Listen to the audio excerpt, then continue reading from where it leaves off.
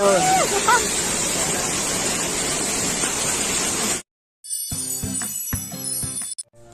යාළුවනේ, welcome to back our YouTube channel.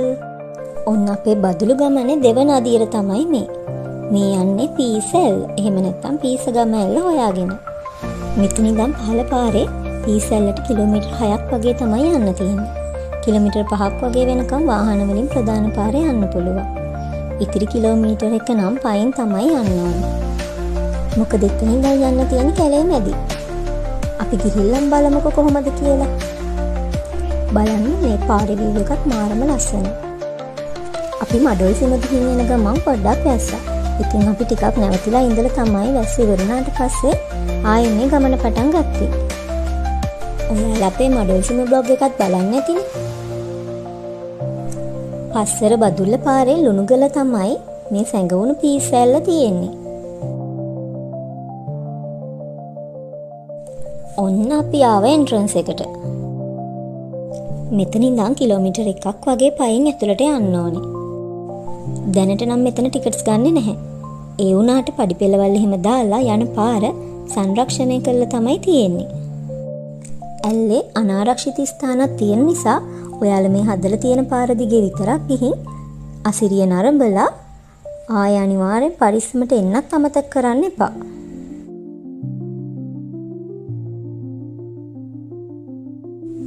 ටිකක් වැහැපු නිසා පඩි ලිස්සන්න බලනවා.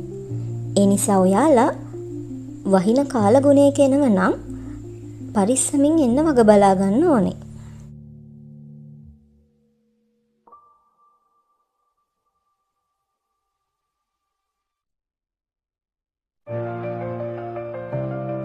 මේ බලන්න පඩි පෙළවල් ලිස්සන නිසා ආරක්ෂිත වැටක් සවි කරන ගමන් තමයි මෙයාලා ඉන්නේ.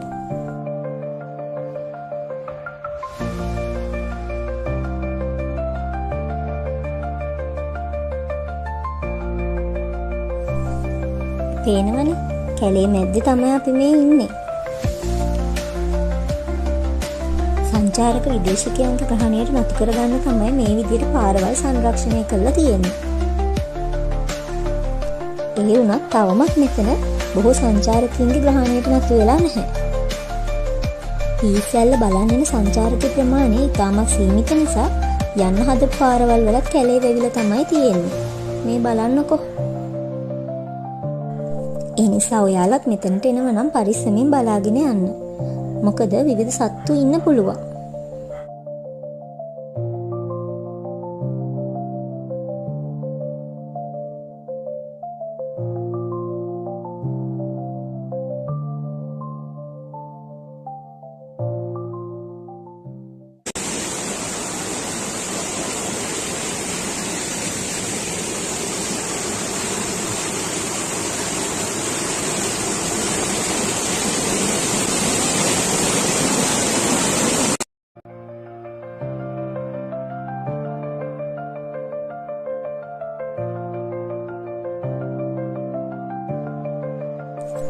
මේ බලන්න ඔයාලටත් පේනවා ඇතිනේ. ටිකක් දුෂ්කර වගේ පෙනුනත් ස්වභාව සෞන්දර්යය හරිම ලස්සනට විඳිමින් යන්න තියෙන ගමනක් තමයි මේක. කැලේ මැදින් එන්න තියෙන නිසා තනියම එන්නේ නැතුව කණ්ඩායමක් විදියට ආවනම් තමයි හොඳ.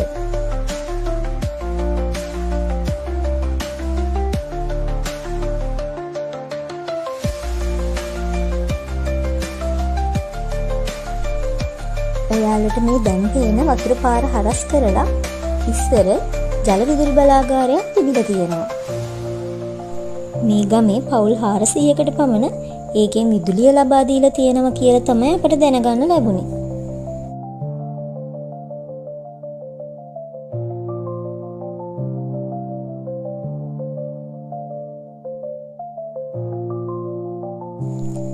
දැක්ක නේද? මේ ඇල්ලට යන්න තියෙන පාරත් හරිම ලස්සනයි.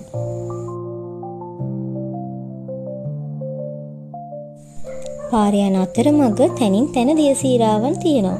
ඔයාලත් ඒව දකින්න ඇතිනේ. මේ පේන වතුර පාර නම් ඔයාලට මග ඇරලා යන්න බෑ. එතනින් ටිකක් තෙමිලම තමයි ඉතින් යන්න ඕනේ.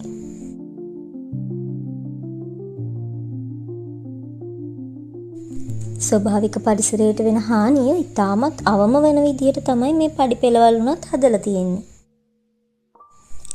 මේ තියෙන ස්වභාවික සුන්දරත්වය, ලස්සන ඒ විදියටම රැකිලා තියෙනවා ඒ නිසා. අපි ඉතින් හෙල්මට් දාගෙනම තමයි ගියේ. මොකද ඒව තියලා එන්න තැනක් තිබුණෙත් නැහැ. අතේ අරන් ආවොත් පඩිපෙළවල් වල එන්නත් අමාරු නිසා. ඔන්න දැන් අපිට යන්න තියෙන්නේ පොඩි ගල්ලෙනක් මැදි. ඒක හරිම ලස්සනයි.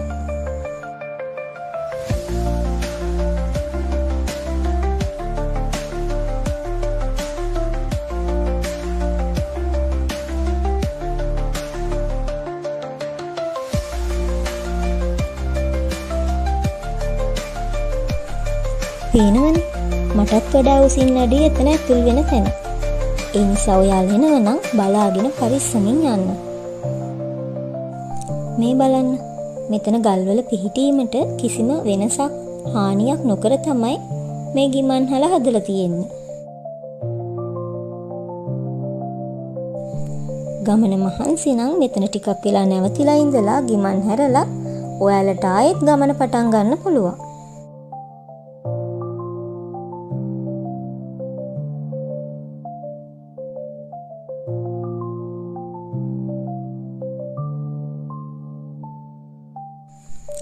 ඉතින් මේ අයියලා දෙන්න නිසා තමයි අපටත් මේ සුන්දරත්වය විඳින්න අහඹු අවස්ථාව උදා වුනේ. ඔන්න අපි දැන් පීසැල්ල ළඟට ළඟා වෙලා තමයි ඉන්නේ. දැන් නම් සද්ද ටිකක් වැඩියෙන් ඇහෙනවා.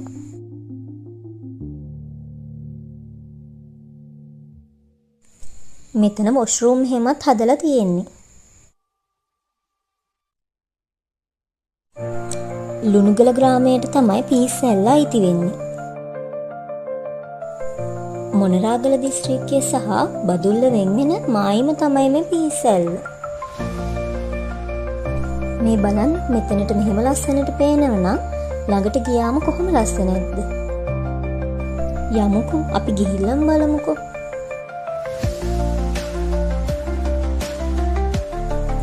ඇල්ලි සුන්දරත්වය විඳින්න මෙතන view point එක වැටවල් ගහලා ආරක්ෂිතව සකස් කරලා තමයි තියෙන්නේ. ඒ නිසා ඔයාලටත් බය නැතුව මෙතනට ඇවිල්ලා මේ සුන්දරත්වය විඳින්න පුළුවන්.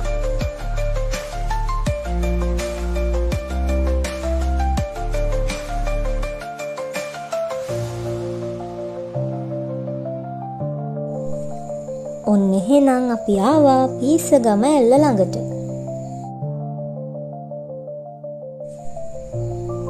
අම්මෝ මෙතන ලස්සන. ඔයාලත් ඇවිල්ලාම මේ සුන්දරත්වය විඳින්න ඕන. ඒක කියාගන්න තේරෙන්නේ නැහැ. වෙනමම ලෝකයකට ගියා වගේ හැඟීමක් තමයි දැනෙන්නේ.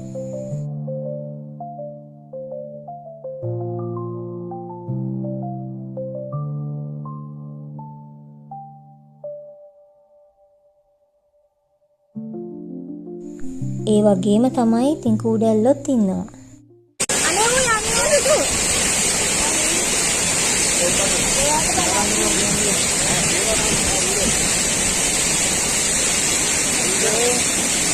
Para mga sa lang.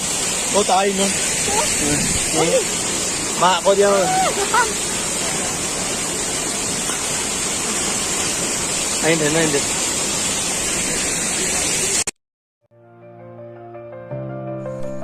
ඔයාලත් අනිවාර්යයෙන්ම මේ සුන්දරත්වය විඳින්න මෙතනට ඇවිල්ලාම බලන්න.